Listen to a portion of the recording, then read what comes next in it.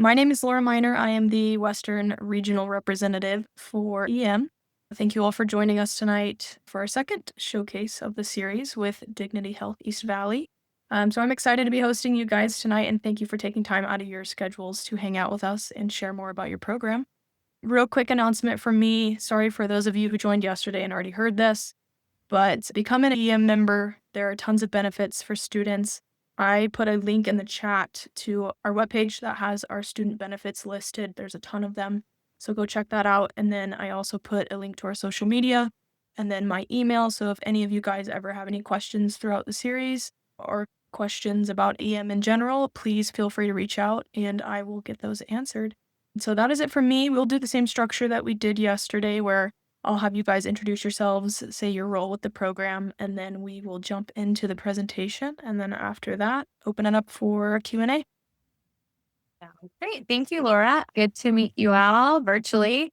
My name is Sarah DeMeo. I am the program director here at Dignity Health East Valley. A little bit about me. I'm originally from the Midwest. I did med school out in DC. Might be having some audio issues. Are you guys hearing that? Can you hear me? Okay. Yeah. Can you hear me okay? No? And you hear me?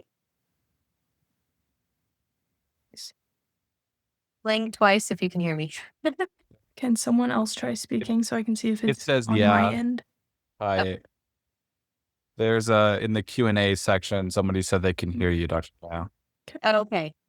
All right. Can you hear me, Nick and Sharon? I can hear you. Okay. Okay, good.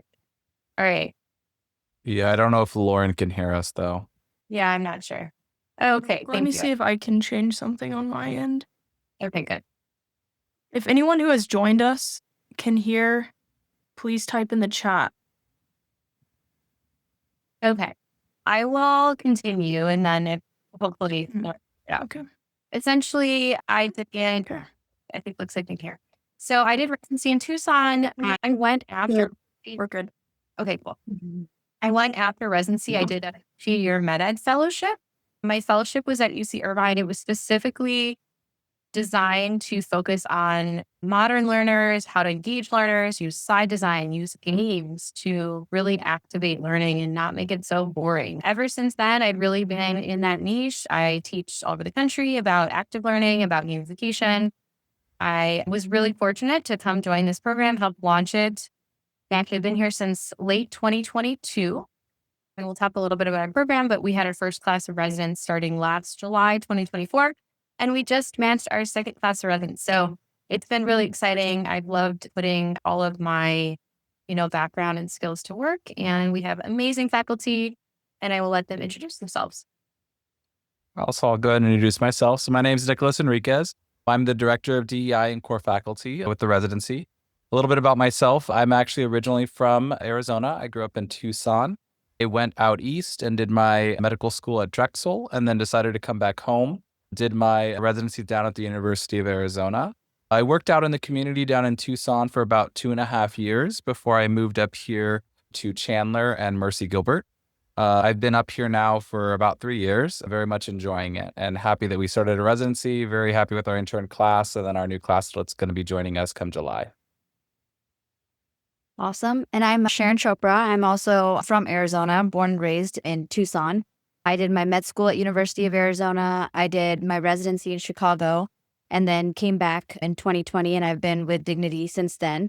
I actually just recently took on the role of director of the med student clerkship and recruitment. So I'm brand new to the program from that aspect, but have been working with the interns this past year and super excited for this next class of residents that we had matched just this last month. Cool. Thanks, guys. We'd love to hear if you guys, I don't know how this works exactly with the Q&A, but if people want to put where they're from, what year or event student, I'd love to hear from you so I can help tailor. And if you have questions as we go through, feel free, but we'll leave time for Q&A at the end. All right. So a little bit of program. We did this part. Introductions. Hello. Welcome. Thanks, Sam, for hosting. So I just want to tell you a little bit. We're under the umbrella of Common Spirit. So Dignity Health is part of Common Spirit. Common Spirit is a very large hospital system. It spans over 21 states. And I love working for Dignity Health Common Spirit. I think that they're very mission-based. They are faith-based.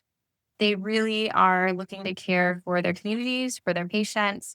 And I think that you'll see, particularly if you were to come rotate here or come be a resident here, come be faculty here, the people who work here are happy. We care about one another. I think obviously cultures in hospitals can be kind of difficult at times, but I do think that Common Spirit is a very good organization to work for. And I think that's why we've been so successful with our residency, that it's trickled all the way from the very top down. So you can see the mission statement there. As far as our program, we had 8 residents per year, 3-year training program, as I mentioned currently. Our primary site is called Chandler Regional. So we'll talk a little bit about Chandler later so you understand the bells and whistles that we have.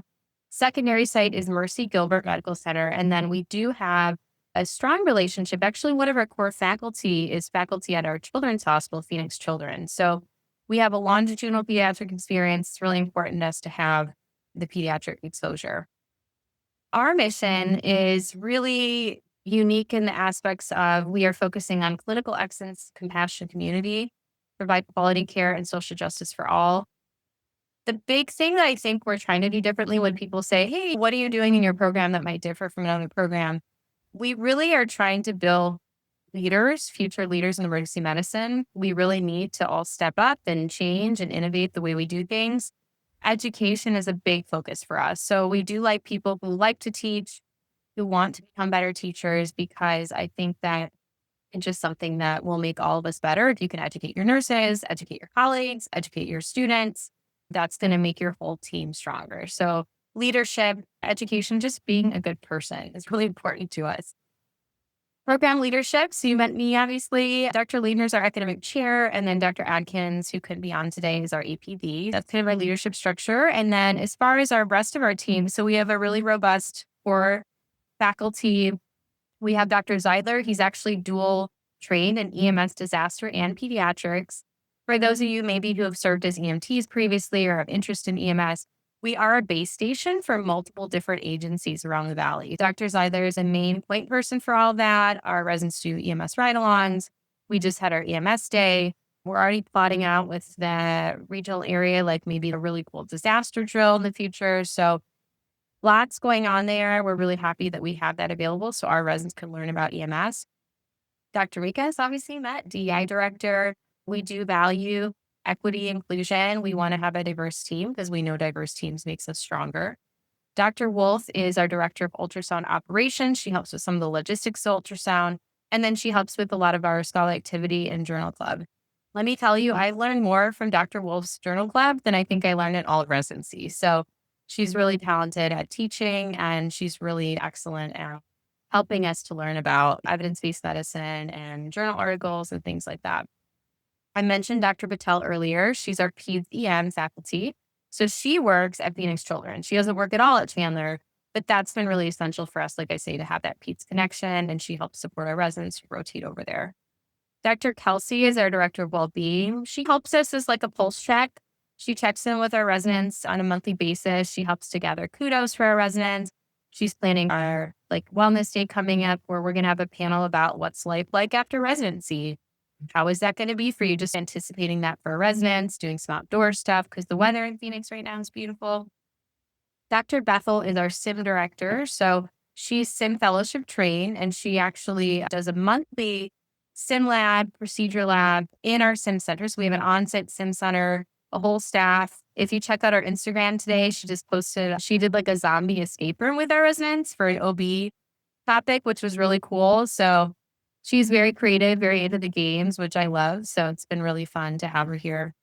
And then Dr. Pavelka does all of our point of care ultrasound education. So he's also fellowship trained in ultrasound. You met Dr. Chopra, new clerkship coordinator, who's amazing and going to do a great job with our rotation. And then Xander is our program coordinator. So that's the whole team. Just so you know, we really have built out robust faculty here. Lots of people with certain expertise so that you have, if you're interested in a certain niche, that you'd have that available to you. And then here are residents. So I didn't have time to add all of their schools on here, but a good blend. We do get, this was our first class. So we had quite a few from the state of Arizona, some though from out of state. They've been awesome. They really are stepping up into the leadership roles that we've needed for the first class.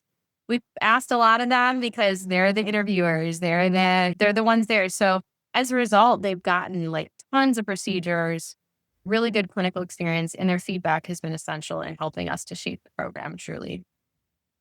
This was our most recent match, so I just pulled it from our match day infographic. So again, very excited. Many of these people, 1, 2, 3, 4, 5, 6. So 6 of 8 actually rotated with us. So I think honestly, I'm proud to say that because they rotated with us, they loved us, they ranked us one, we loved them, and they matched with us. So I think that our rotation, we'll talk about that towards the end of the session. Really, we try to make it as valuable as we can for you guys. We know that you are here to learn, you're here to become ER doctors, and wherever we find you in that journey, we want to help to coach you and give you that feedback to become better future physicians. Here's just our crew, good crew. They really get along well. They've been a really solid team, really robust in kind of things they like to do. They definitely like to hang out outside of class. They're very tight knit, and that's been awesome to see. If you're not from Arizona, which it looks like some of you, it looks like we have one person, Gilbert. So he's very familiar with the area. This is where we are located, Arizona. And if you zoom in, Phoenix is a huge metropolitan area. It's the 5th largest city in the US. Chandler and Gilbert are in the East Valley. So that's why our program is called East Valley EM, because we're in the East Valley of Arizona. Lots to do in the area. I'm from my house to Sedona is 2 hours without traffic. Flagstaff has mountains, has skiing. So again, if you haven't been to Arizona, it's a very diverse state. It's crazy, the geography. It's absolutely beautiful.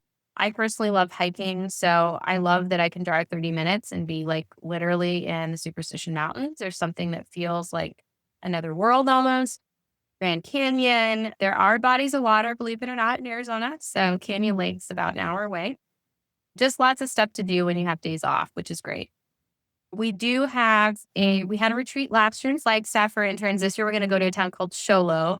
Both are like these mountain towns. So again, July doesn't treat us that weather-wise here in Arizona. We go further north. So we're going to do a retreat in Sholo this year and rent a big cabin. And last year we did a ropes course, and I don't know if our residents have forgiven us yet for that course. Pretty intense. We all left with a little bit of road burn, but it was good times. And just lots to do in Phoenix. It's a big city. What I like about living here, I've lived all over the country. I actually was in South Carolina for 3.5 years before as core faculty in another program. I like that you have access to a big city, but you don't live necessarily in the middle of it. Our residents do live all over the valley. They live in Scottsdale. They live in Gilbert. They live in Chandler. They live in Mesa. They live in you can access Chandler because of where we are. Our hospital's centralized. The freeway system's pretty efficient here. The 101 and the 202, they go north-south, east-west, and that helps to connect those parts of the city pretty well. Briefly about our hospitals. So we at Chandler Regional, this is a picture of it. I'm staring at it. It's a beautiful hospital, absolutely gorgeous when you walk in. 70,000 ED patients a year, so you will not be lacking patient encounters. We are a level 1 trauma center, which I think isn't necessary for residency or for your sub-Is or whatever, but I do think it's good to see that. I think I felt almost bored by trauma by the time I graduated, right? Because I had seen so many trauma activations. I was like, okay, time to roll. Like you can do it almost on clockwork because you've done it so many times. I'm sure that Nick and Sharon understand what I mean. We are now a comprehensive stroke center. So we used to have to ship patients out for if they needed like a thrombectomy to actually suck the clot out of someone's brain. Believe it or not, now we have that on site. So that's really cool. We've always been a stroke center, and now we're a comprehensive stroke center. STEMI, again, lots of sick patients here, which I think is really good. We don't differentiate for our residents, like what zone they can work in. And they really have gotten a lot of experience. It's just more supervision, obviously, to a brand new resident versus someone who's a second year, third year. So it's really, they are allowed to be exposed to everything. And I think that's been really helpful for them.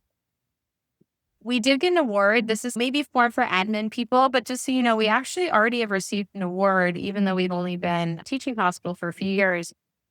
Through Leapfrog. Leapfrog rates hospitals and their patient safety and quality. And our hospitals actually have received the top teaching hospital award And we were the only hospitals in Arizona. So again, I just think that the hospitals are very good hospitals. They run well. We've won multiple awards in the community. I think that's just because it's a good place to work. Mercy sees over 45,000 patient visits a year. That's our secondary site. It's about 10 miles or so from Chandler, so not really far away. It's now a level 3 trauma center, and they're actually opening on site new pediatric hospital in conjunction with Dignity. So Phoenix Children's and Dignity, for lack of a better term, having a baby and making a new hospital. So our residents will get to rotate not only at the downtown Children's Hospital, but also on site, which we're really excited about. We also take care of strokes and STEMIs and all those things there as well. In its own right, it's a busy place and definitely a good place to spread your wings as a resident. Just a note on trauma. So our residents they are allowed to participate in trauma in a standardized way. So we have it basically split where if it's an odd day, our residents are doing procedures and the EFAST, also an additional resident maybe on airway. And then on even days, it's the other way around where residents are doing survey. But again, we're always airway, so we don't have to fight for that, which is good. Anesthesia does come through our higher level activations, but I've literally never seen them in the room. I would be happy to utilize them if I needed them. I've just never needed them. Yeah, knock on wood. Lots of procedures. So these are procedures our residents have done on live patients. And this was actually from a few months ago because I didn't have time to update it, but lots of procedures. So we also do the sim every month. So again, we do simulated, but I think that as students, there's a very high likelihood that you'll get intubations here. Most of our students do. There is a smaller but not insignificant chance that you would do central lines. And really anything. You could be part of reductions. We see lots and lots of fractures, dislocations.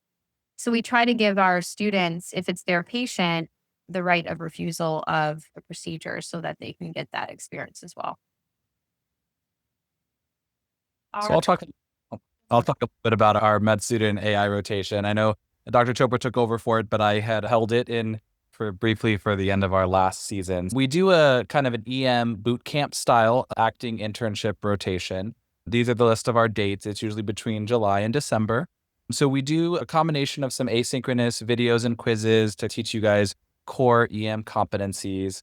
The rotation consists of about 12 ED shifts, one EMS ride along, a nursing shift where you work hand in hand with our nurses within our Chandler ED to get some IV placement skills, also understand the roles that nurses have to do within the emergency department.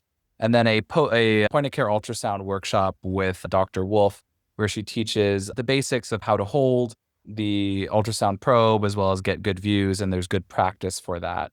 Throughout this entire rotation, we have a lot of hands-on skills, case didactics, and discussions. As we talked about, we have a simulation that occurs every month that's part of our residency conference. The medical students are involved in that. There's a lot of hands-on procedure. And as Dr. DeMeo mentioned, we do, the way the acting internship works is when you're taking care of a patient and they need a procedure, you oftentimes, if your attending feels comfortable, will be the one performing that procedure, whether it be an intubation, a reduction, a cardioversion, a procedural sedation. So you do get a lot of hands-on teaching. Our goal, like we said, with this rotation is that we not only prepare you for kind of future AI rotations that you have, but also to prepare you for that intern year. Great. Dr. Chopra, anything else you wanted to add about the sites, the rotation, anything else to share? No, just really emphasizing that our program does stress that EM boot camp. So it's not just, you don't just go to your shift and attend the resident didactics, but it is really built for the fourth year med student and trying to strengthen their skills for what Nick said, future rotations. And so you can start your intern year on a strong foot. So I think that kind of is unique and something that we should be highlighted about our program. Yeah, definitely. We've gotten a lot of really good feedback about the EMS and nursing shifts just because it gives you we're really big on team and collaborative relationships with our staff. We have really good relationship with our, like I said, EMS, with our nursing. And so I think it's cool if you haven't had that opportunity. If you have, that's great. But a lot of people haven't. Students really frequently say that it's been really awesome. We've even worked to figure out which nurses really enjoy that. So we're trying to do everything we can to optimize your experience while you're here. I will also add one more thing about our didactics. I don't know if I was going to mention this later, but our residency didactics that occur every Tuesday are very innovative. Dr. DeMeo has taken and our Dr. Adkins have taken a strong role in a gamification of our learning. So rather than just sitting in traditional lectures and for 5 hours, a lot of hands-on, a lot of games, a lot of case studies, just to make it more interesting and more interactive for residents and medical students that are with us. Today, the residents and we had one medical student who's rotating with one of the attendings. They did a wilderness medicine scavenger hunt. So that was really cool. We enjoyed watching them. They had different stations, they had to solve cases. I think it's really important. And I think based on evidence, when you're moving physically, it really helps you to make you more interested and engaged. I think we can all understand that as ER people. We don't want to be just sitting for 5 hours, 4 hours. It's really painful. So as much as we can, we try to mix it up. And here's some pictures. We did our own Sim Wars. So if you're lucky enough to be here when we do the Sim Wars event, I think that's gonna be in October. And then this was like an end of block game. So at the end of every single block, we do a game and we usually try to have a theme and make a big deal of it. And that's really fun. Faculty we kind of talked about already. Yeah. So this is basically it. We have a lot of information on our website, so feel free to check it out. This is our Instagram handle, so we try to post updates on there as we can. And again, I talked about some of the things we're doing. So by all means, feel free to follow us to get ongoing information. But from that, we don't really have anything else planned. We love to answer questions. There are some things in emergency medicine for applications that are changing. So happy to answer like more general questions you have, questions about our program. Really, whatever would be helpful to you guys is why we're here. So You guys can put questions in the chat and we'll read those. Or you can just start speaking if you have questions. I might have to allow you to talk. We had this potential issue yesterday, so just raise your hand as you start speaking and can't hear anything. always good. And then if it stays awkward, we have one. Okay. All right. Welcome time. Someone's raising their hand, it looks like. Do you hear me? Yes. Yes. Okay, doctor. Okay, thank you for this introduction. I am basically an IMJ. I've been following your program for the last 2 years. I have even messaged you on Twitter as well. You graciously replied as well. So, what I'm trying to ask is there any chance of your program opening for IMGs? Because I love the energy here and everything. So, I'm applying in this upcoming math cycle. So, this is my question. Thank you, please. Yeah, absolutely. So thank you so much and good to speak with you via this forum. We currently do not at our institutional level have visa sponsorship.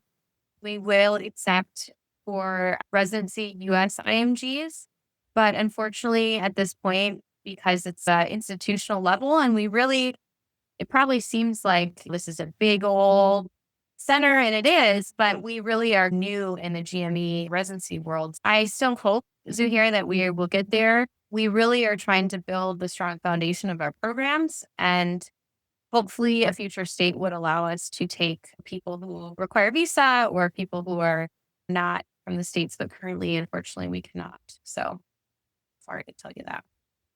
Thank you for the kind words, though. I appreciate it. Always happy to provide advice on Twitter or via email if I can.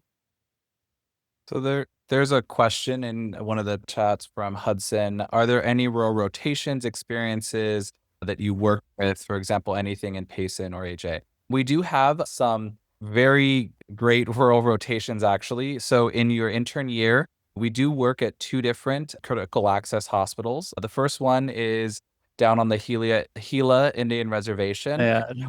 at Sacathon. Good night. The next is up in Fort Defiance, Arizona, and that's a rotation that occurs, correct me if I'm wrong, Sarah, but in our second year. So we do take a very active role in exposing you guys to multiple practice locations with the idea that, and knowing that most attendings are going to practice not in tertiary care centers. Yeah, thank you for that question. It's something I think actually pretty unique to our program. I sent this out because I didn't know like how much detail to go into, but I will share it now since you asked. This is our block schedule. So like you mentioned, they do 2 weeks on Gila River. Gila River is just about 20, 30 minutes south of us. You worked there. Dr. Rigas, you want to talk a little bit about what it's like working on the res and how that might differ from working at Chandler?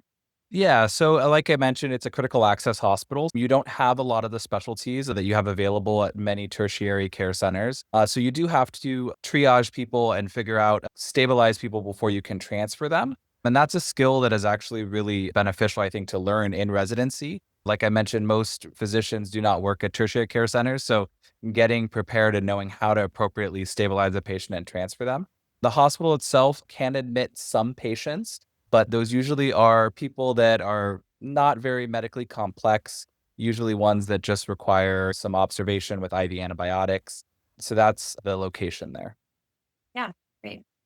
A couple other kind of unique aspects. We do have a palliative care rotation. So I've personally not seen this required, but what I noticed throughout my education and training and medical education and even just working in the ER, we are the ones who have to do some of the hardest work with end of life notifications, notifications. We run a lot of codes. And so I think that this is intended to give our residents a little bit more information on what is it like to have those conversations from experts. So they actually work downtown with our sister hospital for dignity is called St. Joe's downtown Phoenix, and they have a palliative care fellowship. So one of our residents has really enjoyed this experience, is actually thinking about pursuing a fellowship after residency because she's found it to be really impactful. And I think all of our residents have given us good feedback for it. So that's actually something really unique. And then they do a cardiology rotation, but it's actually not really just cardiology. They do electrophysiology as well. So they're actually in the EP lab with one of our colleagues who we know and love, Dr. Bisla. And he lets them do intubation, central lines. You saw a bunch of pacemakers on the list of procedures. So that's why, because they're in the EP lab with Dr. Bisla doing that. So that's been really cool.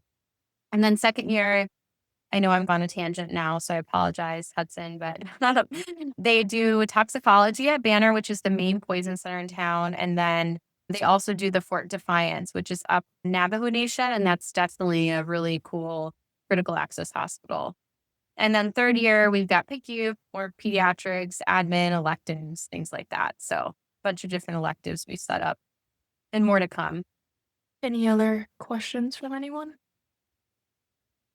If not, I will hit you guys with some rapid fire questions. Okay. I was wondering if you get to staff any sporting events in the area. Yeah, that's a great question. Actually, today we had a lecture from a man named Francis Cortez who used to work here. Now he does event medicine at EMS locally.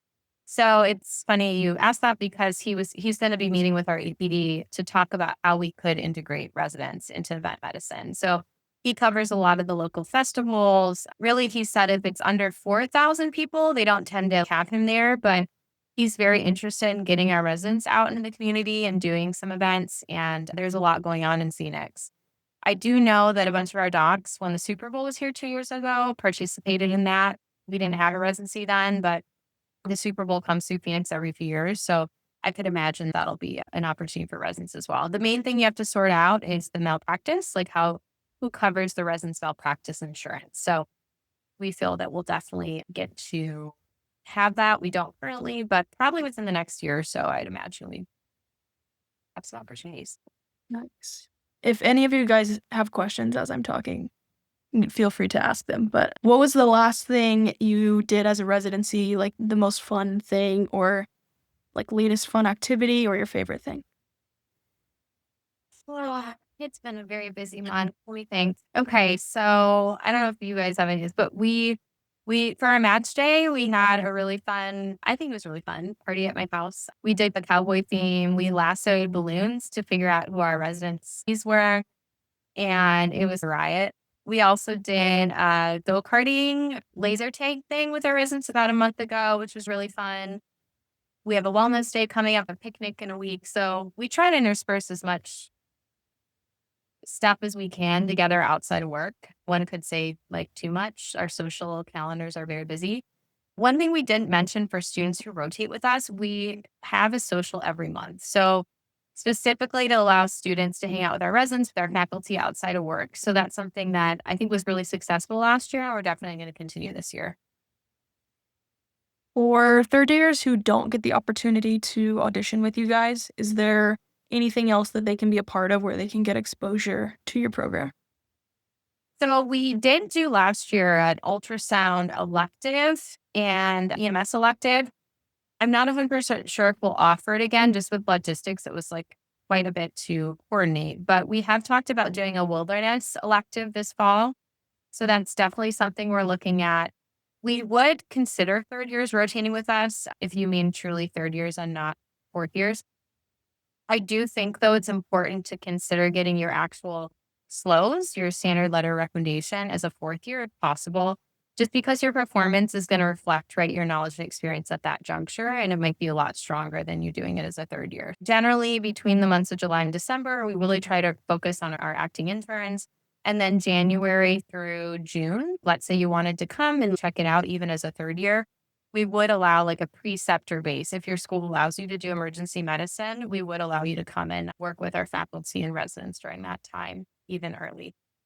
Thanks for clarifying. I did mean fourth year. I forget what year I'm even in anymore. Third year. So Yeah. you do, I think it's a cool way to get some insight. Okay. And then do you send any classes to different conferences? Yes, this year we're going to SAM.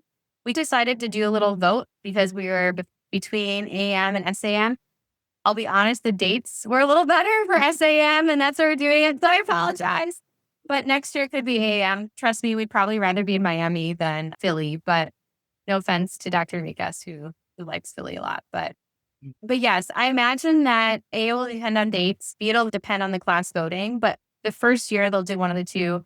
Second year, I try to get a lot of feedback because for me, we sponsor a conference every single year. So maybe next year we'll go to AM. I've also thought about sending them to a conference of their subspecialty choosing. So maybe there's people really interested in medical education and they want to go to Cord. And maybe these people are like, oh, I like wilderness medicine and they want to go to that. So I thought about allowing people to choose their niche and going that way. And then additionally, we send our interns. Currently, we have funding because we had a big fundraiser. We actually send our interns to a course called the Difficult Airway course. It is like the gold standard intubation airway course in the country. Attendings go to that. Like I've never even been to it, but we had a very generous donor who has helped us to sponsor part of this. And then we've had funds we've raised. So last year, residents went to San Diego in August.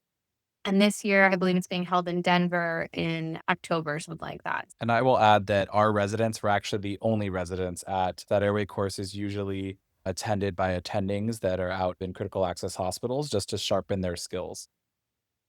So it is a very unique thing that we were able to offer our residents. We have some questions in the chat, so I'm going to read those. Could you speak more on the challenge escape room ER sim? How often do challenge rooms happen versus normal ER simulations? Yeah, definitely. So escape rooms are a lot of logistics. Actually, if any of you guys, I doubt any of you guys are local that I could tell, but ACOP is coming to Glendale. We're actually going to be holding a live version of one of our escape rooms. Like we're going to be hosting it, myself and my APD. So we try to do it a couple times a year at a minimum as far as the escape room content. We do an annual Sim Wars for our program. And then yesterday, I don't know what date it is, yesterday they actually participated. Arizona does an all EM residency Sim Wars. So our interns were very brave and they participated in that event too.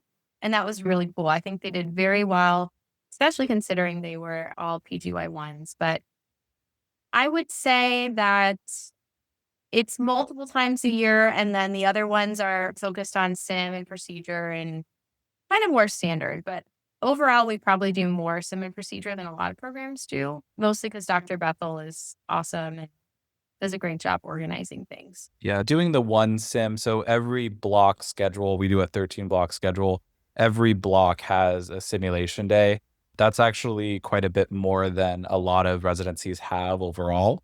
But it really does allow us, and those simulations might be patient encounters. They could be, we're having an upcoming one with delivering bad news, de-escalating situations, also hands-on procedure labs as well. All right, another question. You might have answered this, but I will ask it just in case. Do you have any opportunity for rotation as a graduate, be it in the ED department or any of its subspecialty? Graduate. So our hospital doesn't allow, Common Spirit has made a policy on shadowing. They don't allow shadowing. As far as outside rotations, I know there has to be a contract created between the hospital and your institution. And so I do not believe that currently we would allow that. That being said, I am going to give you, I don't know, can they see the chat that I type in, or if I want to give them an email? I think so. We'll do a little bit of trial and error to see. Okay, I'm not sure if you guys are going to see this, but there's an institutional admin person, and her name is Jennifer Urias, and she would be the best person to ask about that opportunity. I might be able to. I can type it. Okay, I think I'd see Okay. it. I swear I'm a millennial, so I'm pretty good with this stuff, but okay. So I just sent it to you, the email. All right. Next one. I'm part of the Army Reserve. Are there other military docs in the program? And do you do anything like helicopter or flight medicine? So we have several of our faculty that are in the reserves. Actually, we just did a recent survey of our faculty, and there are 4 or 5 currently that responded to that. So they are involved in that. As far as helicopter and flight medicine at this time, we don't. I know that Dr. Zeiler, our EMS, is working to arrange for if some of our residents would like to do flight medicine to potentially take part in that. It is a little bit difficult to do flight medicine out here in Arizona because the air is a little bit thinner. So you're limited in times in which you can be on those flights, just so that you guys are aware. So just to clarify, Dr. Rodriguez, we actually currently we allow, it has to be like the perfect storm, not the right use of the term, but so we do allow residents to do helicopter ride-alongs. They can't do medical care currently. Again, it has to kind of insurance. It has to be obviously the right weather conditions, and then the weight is a factor, right? Because if you have a patient and a crew, it can be overweight. I did receive an email just before the session. I promise I'm not making this up. I can pull it up. Dr. Zeidler is working on, apparently there are other helicopters and agencies in the area that have a higher weight restriction. And so he is working on attempting to get that arranged. So that is really exciting to me. It's voluntary, definitely not a requirement of our program. Unfortunately, there are always crashes that occur. So you have to be willing. Obviously, it's very rare. But I feel like in Arizona, there's been some safety wise, it's a consideration if that's something that people volunteer to do or not. So we don't have the Cincy culture of everyone wears flight suits here, but we want to make that available if we can. Okay. Do you have a USMLE score and year of graduation cutoff? We do have a year of graduation cutoff, so you have to be within 2 years. It's for 2 years of medical school graduation. USMLE score, we do not have a hard cutoff. We require that you've passed your first USMLE and your second one. Also, we would likely not interview you unless you had passed. I think that it's really the whole package, right? If you failed the USMLE and then the second time you showed a lot of improvement and you have a really good application, you have a reason for why, you failed. Those are all things we take into consideration. Like everyone has life and situational factors. I think that you'll be obviously more competitive if you have higher scores anywhere, but we do a holistic review of applicants, not just test scores. For our DO students who may be joining, I know second years always like to know if you require the step tests or if they're okay with COMLEX. We're okay with COMLEX. Arizona is a very DO-friendly state, and I think that it's unfortunate that students are required in some cases to take 2 different tests.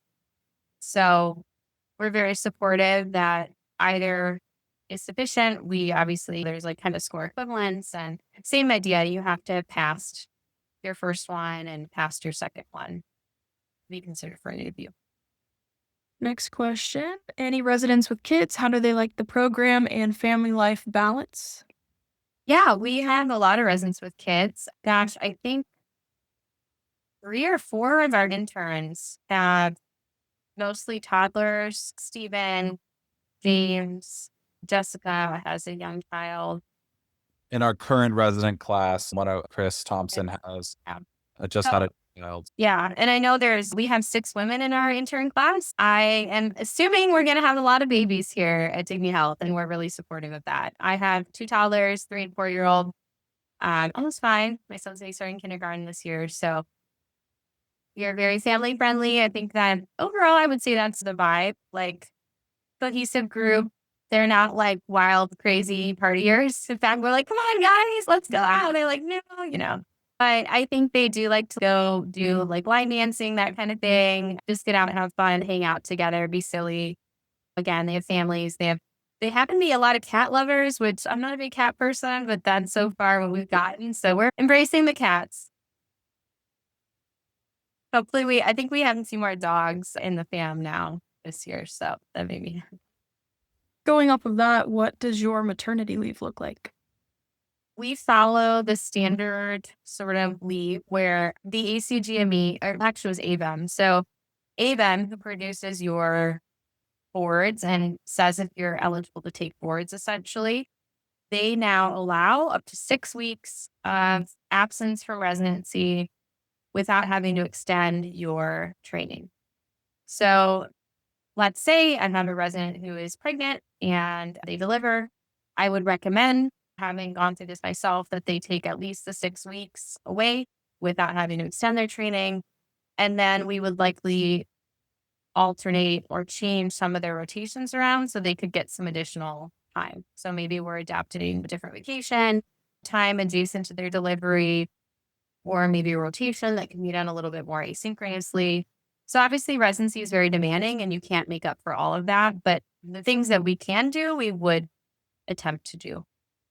We've also talked about consideration of maybe opting out of nights during like first trimester or third trimester. That was something at my prior job that they did.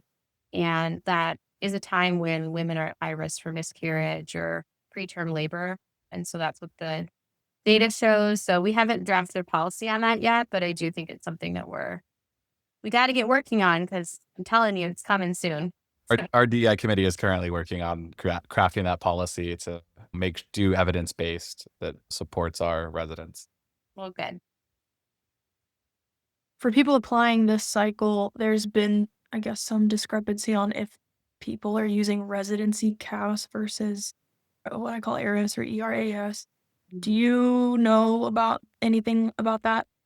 Yeah, I'd be happy. So actually, we just gave a whole presentation to the Creighton. We have Creighton Phoenix here in town, the EMIG. So about what's updated, because we as program leadership, we go to these meetings, we get all this information, and you guys don't have the information yet. So first of all, we are going to participate in residency CAS. Most programs will most likely participate in residency CAS. CORD, which is our Council of Residency Directors in Emergency Medicine. It's our big organization that we go to the conference every year to get updates. They just released, I think yesterday or the day before, their application sort of recommendations or guidance based on their application process improvement committee. Let me see if I can find the one that they just published, but basically the hope is that most people will go to residency CAS. And the reason being, A, it's cheaper for residents, for med students applying, which is great. B, this company actually handles the majority of applications across the country for like nursing school, for PT school. So they have a ton of experience in other domains of healthcare.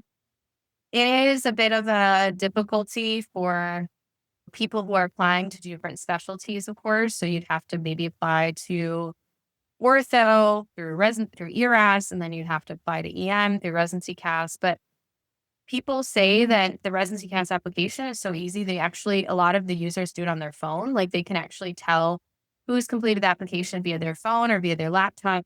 And they said that many of the applicants are completing their entire application on their phone versus ERAS is just clunky. We also don't really get any data out of the ERAS application. So ERAS, we have to request to them like, hey, would you tell us about emergency medicine and what are the trends? And they're like, let us think about that. We'll get a report back to you in 2 months. So for this new system that OB piloted last year, hopefully got all the case out for us.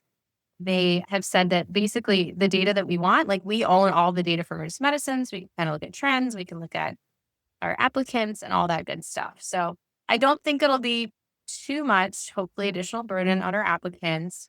Obviously, it's a learning curve for everybody, but I feel like things are changing all the time anyways. So just got to roll with the punches. And big benefit for students, it will be cheaper. Those programs will be, I don't know how they're planning to release that information though to applicants. I'm assuming there's probably going to be a standardized website that has which programs are participating. And my hope is that 100% of programs will. I certainly know that they did a survey, over 70% preliminarily indicated that they would switch over, and I anticipate it'll be close to 100%. Yeah, I did take a look at it, and it seems like almost every program is on it. But thanks for clearing that up. And then speaking of rolling with the punches, for our second years who are getting the news of a potential 4-year requirement for EM, do you see that changing much for your program? Yeah, this topic is really complex. I've only been to, other than my med school had a 4-year residency. What I don't think I loved about that, they almost turned the 4th year into a mini fellowship. And I was like, you just can go and do a fellowship. From that time on, I only went to 3-year programs. And the reason was my chair, U of A in Tucson, he said, look, we make our curriculum streamlined. We cut out all the fluff. And so we fit into 3 years. I will say as a new program director, we really put a lot on these residents in 3 years. Like, they don't really get an inch of space, right? Like they have to do research projects. They have a million shifts. They've got to see all these patients. They've got to do patient safety quality improvement. Okay, now there's interview season and like we want to have fun and we want to have a life. We want to have vacation. So I do think that the perfect length of residency, all of us probably could agree, would be probably like 3.5 years. Unfortunately, the ACGME won't allow for 3.5 years. They said it has to be an even year. So I'm not necessarily going out and like picketing, like we need 4-year programs. I do understand the logic with work hour restrictions. There are less patient touches over the course of one's residency. And I think that pediatrics particularly is hard for people to get in 3 years. Rural, they're talking about having some of those opportunities to build your skill set before you might end up in locums and middle of nowhere. So our program would use the 4th year for people who are on the track. They're doing great. They're crafting it. We would use it as a year to develop your skills in running the ER. You'd be a lot more involved in the flow. You would know all the pods, right? And what's going on in every area and help to be more of the leader of the ER. And that is something I think, I don't know, Sharon and Nick, when I graduated, I felt like I had developed that skill for quite some time. Like, I'm glad if other people get it quicker, but I don't think that was really taught to me in 3 years. And I do think that it's something you need to learn as an ER doctor. So I don't know if you have comments on that, but I think the intention would be to learn that level and then also to do more moonlighting so people could make some money, right? Because now you're looking at your loans and the interest rate isn't any lower and the bills are piling up. So we would definitely want to encourage moonlighting, and we do allow moonlighting for PGY2s or above who are in good standing. And I don't know if Dr. Enriquez or Dr. Chopra, you have any other comments that you want to share about that, but I realize it's anxiety provoking for all of us to think about changing, obviously. But we will make the best of the time if we go to that. Does anyone online have any last minute questions? I will ask one more as we wait. Do you have any fellowships or are you planning on any fellowships? We are hoping to launch fellowships within the next few years. Gosh, now we're already going to have second years, so we need to have opportunities for them. We've talked about EMS. I told you quite a bit about our EMS experience. We do believe that something we'd accomplish. We have some things we'd have to get another faculty member, and there's certain requirements to have a fellowship. But believe it or not, there's not an EMS fellowship in Phoenix. And Phoenix is a really big city that has a lot of opportunities. So we think that would be a really good one for us. MedEd. So I ran a fellowship at my last program, and it was my first gig out on a fellowship. I launched a MedEd fellowship. So I definitely think that between myself and Dr. Bethel, it'd be really cool to have a mentee coming in and learning. Maybe ultrasound. Dr. Pavelka's ultrasound trained, and we don't have as many ultrasound fellow trained people in our group. And I think that for us locally, that would be really cool to have more people come out of our program. So those are some of the initial ones. We've also talked with the medical ICU. They really want to start a critical care fellowship, and that would be open to EM applicants. There's even, believe it or not, like surgical critical care that are open to EM applicants. So that's something I've talked with Dr. Hu, our trauma director, about as well. So it's a lot of maybe, but we are actively working on it and hoping that we could accomplish that. We do have some thank yous in the chat, but I will open it up to you guys to give any last minute words of wisdom, April Fool's jokes, I don't know, whatever you want as we end. I'm not very funny, but thank you guys so much. We really do believe that getting like good people in, and hopefully you can tell a little bit about our culture. Sorry that the residents, I didn't invite them today, and they were at Simworth yesterday, and I'm sure you'd love to talk to them. I will tell you, we are planning to have a resident only Q&A coming up in a few weeks. So we'll post that on Instagram. And then I know Dr. Enriquez, Dr. Chopra, you guys are going to do another Q&A coming up here soon. So yeah, feel free. Don't be a stranger. You can find our emails online. So I was going to drop in the chat. It's a lot harder doing this forum. So feel free to email us if you have anything that we can help with.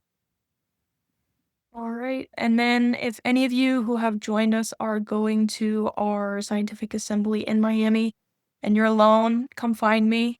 We can all hang out. It's fun. It's going to be a good time. And then thank you all for taking time out of your schedule. This session is recorded, so we had quite a few people register, so I'm hoping that they can catch the recording. We'll post it online. But I appreciate you guys taking time out of your schedules to hang out and tell more about your program. Yeah, thank you. Great. Thank you so much for the opportunity and for helping us to coordinate this. I'm sure it's a lot of work on your end too. So It's actually been great lessons because I'm not a Zoom person, so every session I'm learning something new. Today was audio. yeah, with the punches, you get all the technology. All right, guys. Okay. Thank you. Yep. Bye, everyone.